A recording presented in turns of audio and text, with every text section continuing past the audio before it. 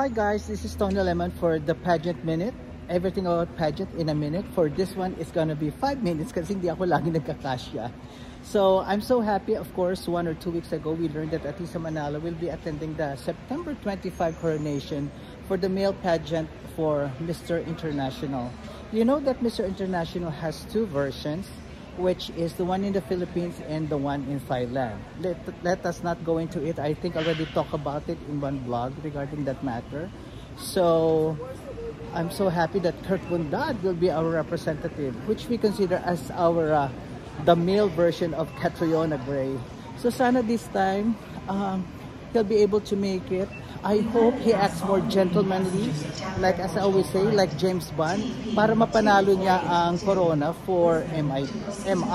Because I just noticed na minsan ayaw ata ng mga judges, something na parang attitude ng teenager. So, ganun.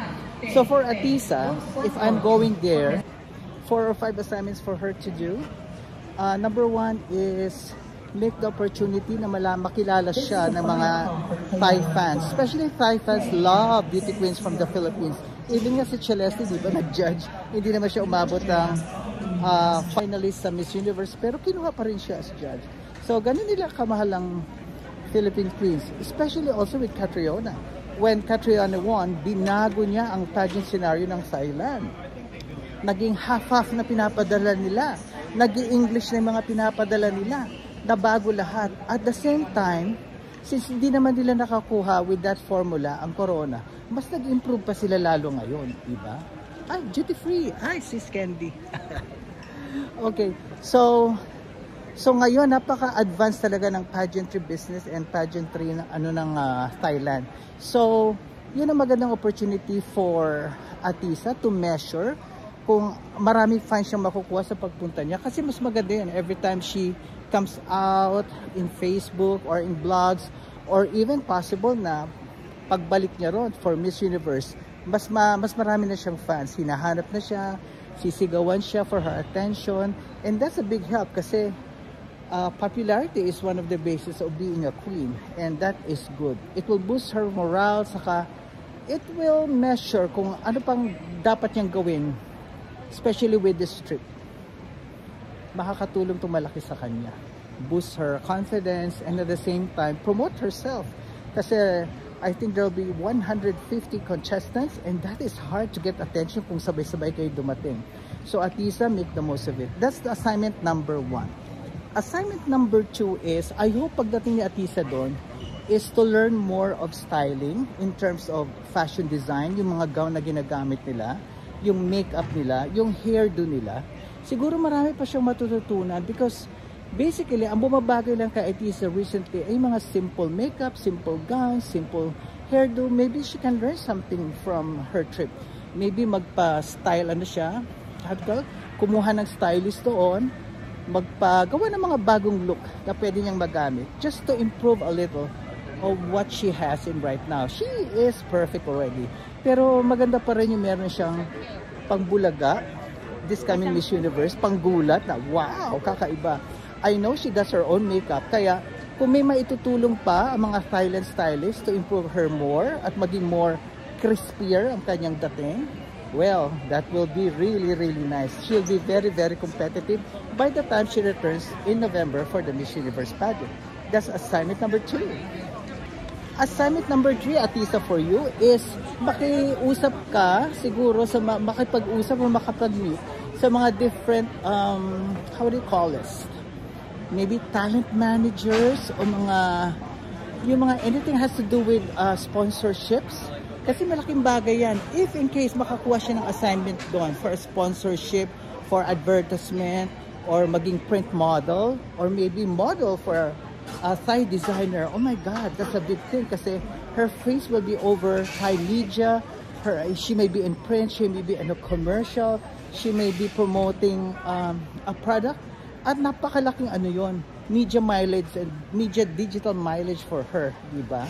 So pagdating niya, as I said earlier, pagdating niya with the 150 candidates in November, ready na siya, sikat na siya. Meron na siyang lamang kasi her face is all over the place, especially kung makagawa siya ng isang commercial, and support from the promoters in Thailand. Okay, number 4 assignment. Hopefully, since nandun na siya, makipag-usap siya sa Miss Universe Thailand, or kung merong office doon, Miss Universe, kay Nawat, or kay Halu the Universe. Kung merong opportunity ma-meet silang dalawa, present herself. I don't know if there was an opportunity na nagkita na sila, para makita nila kung gaano kaganda ang aking manhika, ang pambansang manhika. That will be a big help also to her. Kung makikita siya in advance, okay, merong laban nito, maybe ipasok natin siya as a finalist to be considered, possible. Kasi napasok niya na yung paa niya sa organization, and maybe she can give a good image of our country, and also, of course, of herself. Then that will be a big plus for Atisa Manalo. The 5th assignment is hopefully to meet Pravinar, si Vina. Kasi iba pag pinagtabi sila, makikita natin yung comparison. Kasi as of right now, siya ang pinakabebentang Miss Universe contestant for right now, pinaka-hype. So, kung makikita natin siya side by side with Vina Pravinar, maybe in one gala night, maybe in one event, makikita natin at mame-measure natin. At may measure niya rin ang sarili niya. Kung gaano siya ka-close or malayo pa, or she has to do something or improve herself versus Vina. Kasi alam natin ang styling ni Vina is very impeccable. Pero ang face value naman ni Atisa, my God, walang binatbat si Vina. Sorry sa mga fans si Vina, kahit naman ako fan si Vina. Gusto ko kasi yung kanyang survival story, kanyang maalaala mo kaya story, competing for 4 times and winning the crown. Pero more than that, ay kay Atisa pa din ako. Because remember, this is a beauty pageant. This is not a direct selling pageant. Kaya malaking points yun kung makita na natin sila side by side.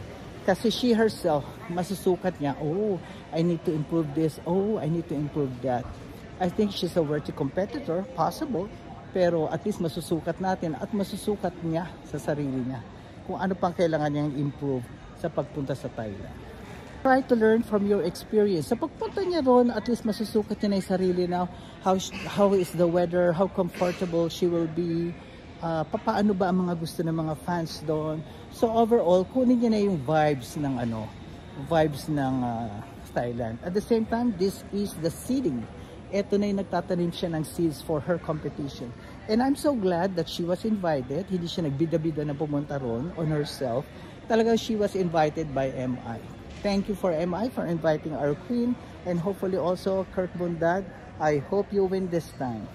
Thank you very much to all. At malapit na ang boarding.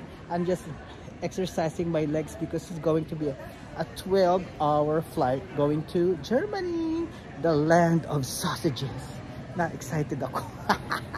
Makakita ng mga the land of sausages. Ay, makalahi pala ni Kirk Bundad nandun pala. Okay, bye. See you.